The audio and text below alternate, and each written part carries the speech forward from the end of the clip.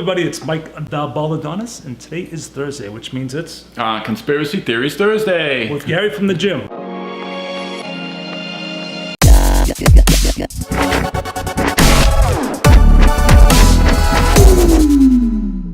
What's happening, buddy? Hey Mike, how you doing today? Good, thank you. Hey, I want to do the Zika virus.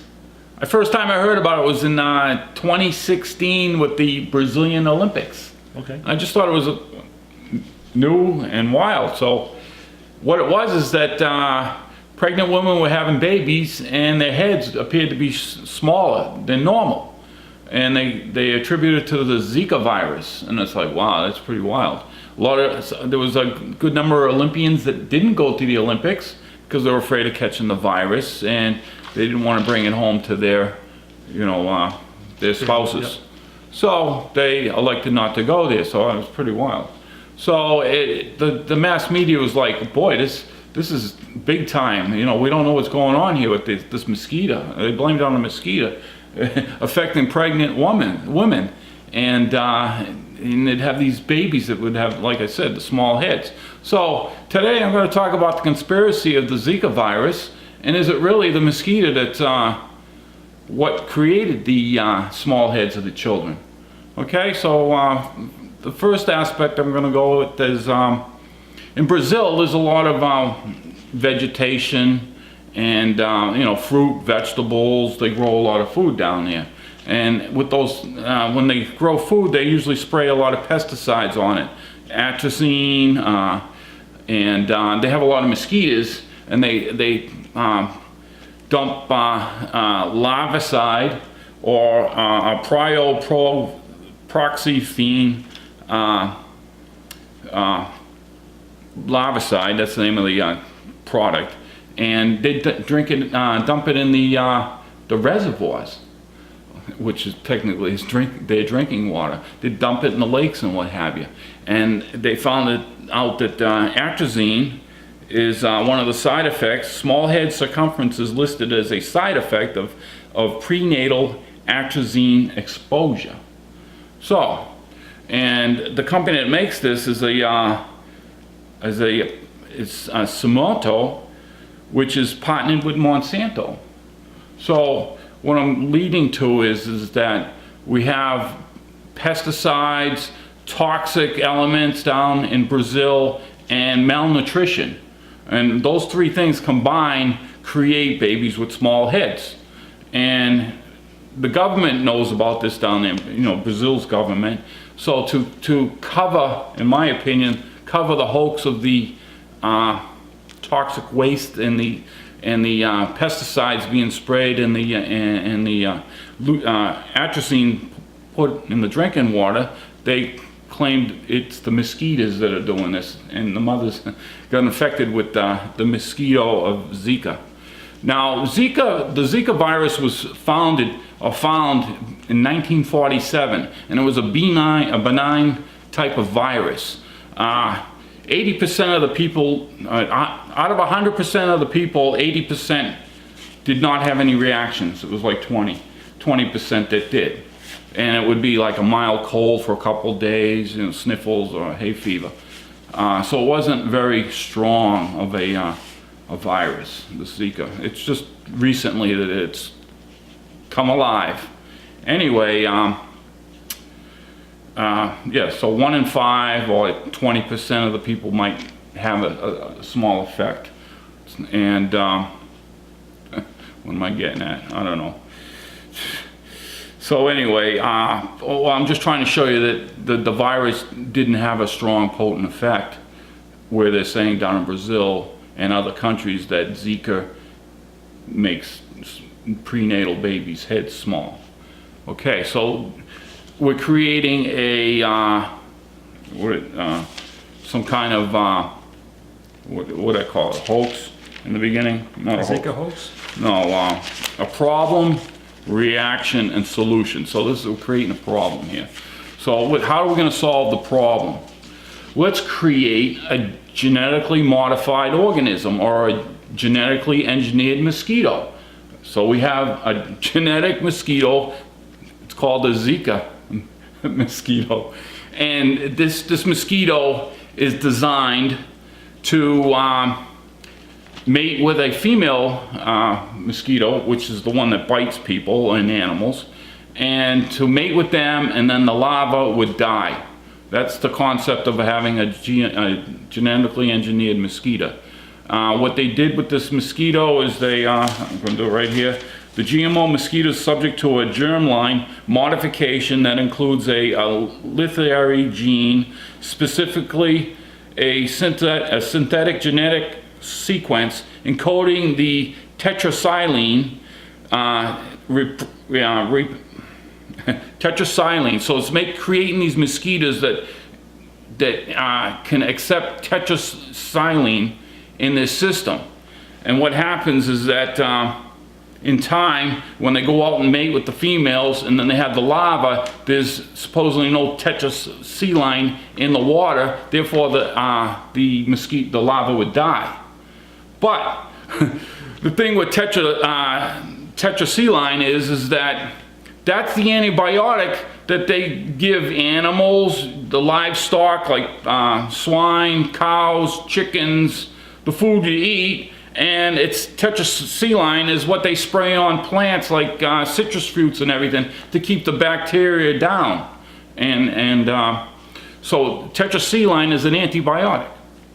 Now, you know that the doctors now say that a lot of antibiotics don't work because we seem to be eating a lot of stuff with antibiotics. So it begs the question that you have a GMO mosquito that's raised on tetracycline and it's in our environment. So how does the mosquito die if it still can have the tetracycline in the environment to keep it alive? Now the animals, they dumped this antibiotic in the water. It's a powder solution, and it's measured, whatever, and they put it in the water and the animals drink it. This is one way they get the antibiotic. And the animal only retains about 25%. 75% of it ends up going out into the waste, through their waste. And it lands on the land, it goes in the water, or whatever. And so you got mosquitoes flying around, and guess what? They're gonna get the tetracycline in it, from it. So that's I want to bring out. So they're creating a solution. They're trying to create a solution by creating this GMO mosquito to mate with the females to kill the larva. But through the test, they're saying 4% survive without the tetracycline. So after the longevity of the mosquito, it still can live on. So you got a GMO mosquito flying around. Anyway, which peer-reviewed studies didn't prove that the GMO mosquitoes in field study brought down any problems with humans or animals with the Zika. So, and here's another one so because of this crisis that they created on mass media with the Olympics and everything, well, in Florida, the Governor George, who's the governor? I forgot him. Anyway, the Keys in Florida had a vote. They had the community vote if they want to have GMO mosquitoes dumped into in their communities. They voted yes, so they're going to be doing that. I've seen on the news where Miami was spraying for Zika because they claimed there was Zika in Miami. So what does this mean? It means that they can either spray all kinds of pesticides to hopefully kill mosquitoes, or they can dump the GMO mosquito in it. Another idea, this mosquito is a patented product. Now, I don't know if you're familiar with Monsanto corn, it's patented, and if some of the GMO seed pollinates to a field that doesn't have the GMO seed, yep, and Monsanto finds out, they can sue the farmer and take him for everything he's got and tell him to get rid of all his seeds. Well, they can do this with the GMO mosquito. So they can dump, like they have target areas where they put the GMO mosquito. Well, if the mosquito drifts into another area or another country or another community, the patented corporations could take these communities to court and sue them for using unintended their patented mosquito. So therefore, the city or the town would have, or the country would have to, yeah, believe it or not, that's another, so that's another avenue of this GMO product is, can it be trying to make poor countries go more debt?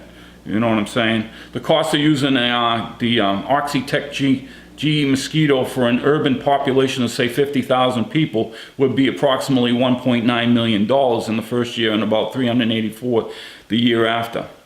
So it's big money here, okay? See, if the mosquito is established outside the target area, the questions must be asked about the patent holder's power. Like I suggested with the Monsanto, with the innocent corn growers next door.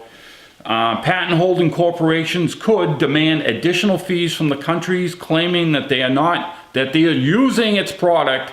The cost could be further undermine those nations' capacity to provide basic necessities for their population. The country may have to take out additional loans from a transnational financial institutions to pay these costs, worsening their national debt burden. You see, so this could be a way to take over countries secretly, in a sense. You know, if you're in debt and you owe the bankers money, then the bankers come in and take your land, or take your property, or take whatever. So I'm just throwing it out there. Also, President Obama in 2016, he asked for $1.8 billion to give to the pharmaceutical companies and other companies to speed up and try to find a Zika vaccination, try to create a vaccination for this. So problem solve, problem reaction, and there's a solution, you see. So there are vaccinations for Zika out there, so is that another aspect of getting everybody all riled up for Zika?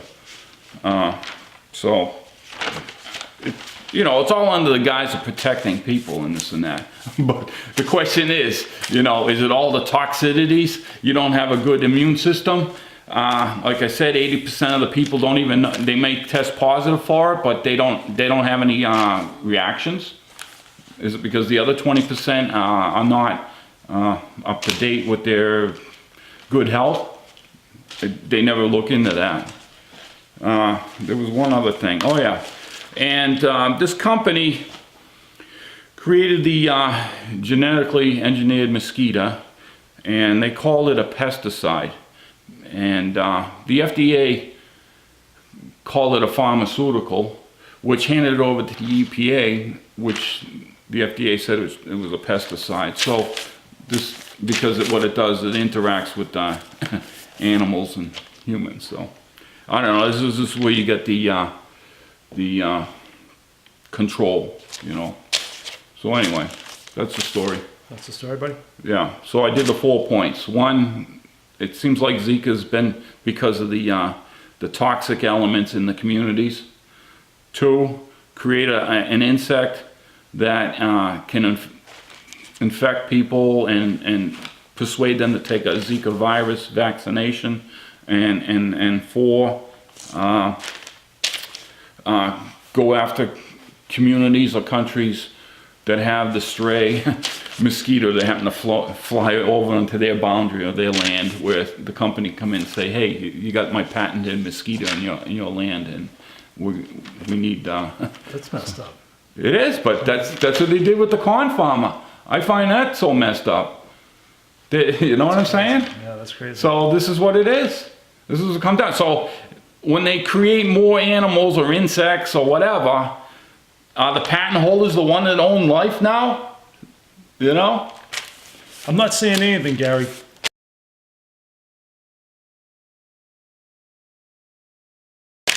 Well, that's what it is. That's the story with drugs. They're all copywritten. And if somebody tries to... Well, they have genetic brands. Yeah. Well, yeah, but... I guess you have to pay for that, right? Well, the genetics, that's only because after the, 20 years or something, that the real drug can go up for sale or be used. I'm not sure. Yeah. I'll have to check that But out. anyway, it's an infringement if you use or take someone's copywritten something. You know, they do that in music and Sure, I do book it all the writing. Yeah, so there you go. So anyway, I just wanted to share some ideas about the Zika virus, because the way it was portrayed in the Olympics, it's like if you get bit by a mosquito, you could actually, you know, have children with small heads and, you know, have a problem. So I just thought it was something. All right, then. All right, guys. So every Thursday, right, Gary? Yeah, I'm gonna make Season it every 2 Thursday. has started up. This is our second video for season 2, and conspiracy theories every Thursday with Gary from the gym. There you go. All right, guys. Until the next video, everybody. Have fun. Baldadonis out. Yeah.